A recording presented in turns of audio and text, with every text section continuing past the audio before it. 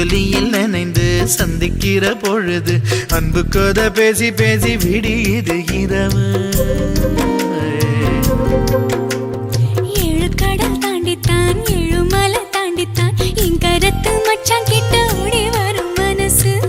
நாம சேர்ந்து வாழும் காட்சி போட்டி பார்க்கிறேன்.